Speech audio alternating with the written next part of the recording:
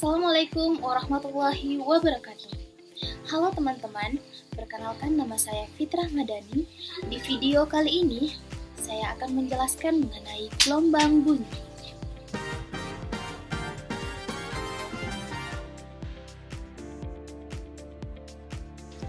Pernah nggak sih kalian bertanya, kenapa kita bisa mendengar suara? Padahal suara itu nggak kelihatan. Kalau kamu atur HP kamu ke mode getar saja, tidak pakai dering nih. Terus ada notif masuk. Pasti selain kamu dengar suara HP kamu getar, kamu juga dengar suara begitu kan? Padahal HP-nya cuma bergetar, tidak hasilkan nada dering.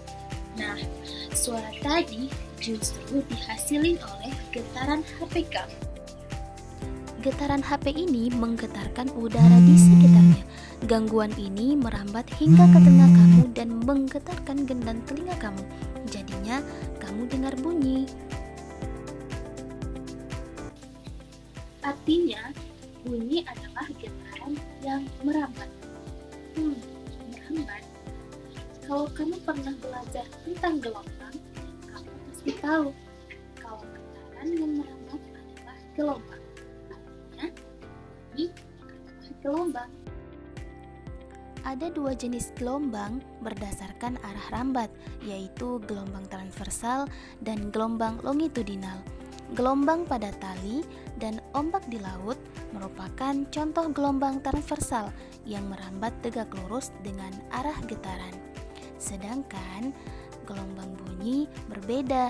Gelombang bunyi merupakan contoh gelombang longitudinal yang merambat searah dengan arah getaran. Gelombang bunyi merambat dengan cara merapatkan dan merenggangkan udara atau medium sekitar. Dimanapun dan kapanpun kita berada, kita tidak bisa lepas dari yang namanya bunyi. Dari mulai dengar lagu, ngobrol sama teman, suara kendaraan, dan lainnya. Bunyi perlu medium untuk merambat dan terdengar, seperti udara, air, atau benda padat. Semakin rapat mediumnya, maka semakin cepat bunyi merambat. Nah teman-teman, bunyi dapat dibagi menjadi 3 kelompok utama, yaitu infrasonik, audiosonik, dan ultrasonik. Bunyi audiosonik adalah bunyi yang dapat didengar oleh manusia, 20 Hz sampai 20.000 Hz.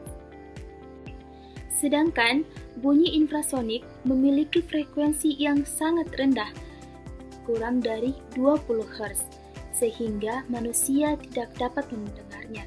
Tetapi ada beberapa hewan lainnya yang bisa merasakannya. Dan terakhir, bunyi ultrasonik. Bunyi ini memiliki frekuensi yang sangat tinggi, lebih dari 20 Hz. Bunyi ini biasanya digunakan dalam teknologi medis seperti USG dan juga oleh hewan seperti kelelawar dan lumba-lumba. Perbedaan utama dari ketiga jenis bunyi adalah pada frekuensinya, yaitu jumlah getaran dalam 1 detik. Selanjutnya, kita membahas mengenai intensitas bunyi. Ketika kamu menonton drama atau mendengarkan musik, mesti mengatur volume suaranya agar suaranya tidak terlalu keras atau tidak terlalu pelan sampai kalian tidak bisa mendengarkannya. Artinya, volume suara adalah kekuatan bunyi. Kekuatan bunyi bergantung pada amplitudo gelombang bunyi. Semakin besar amplitudonya, maka akan semakin kuat juga bunyinya. Semakin jauh dari sumber bunyi, intensitasnya makin lemah karena menyebar ke arah yang lebih luas. Jika sumber bunyi atau pengamat yang bergerak, frekuensi dan intensitasnya bunyi bisa berubah. Saat mendekat, bunyi terdengar lebih nyaring dan tinggi, dan saat menjauh terdengar lebih pelan dan rendah. Fenomena ini disebut efek Doppler.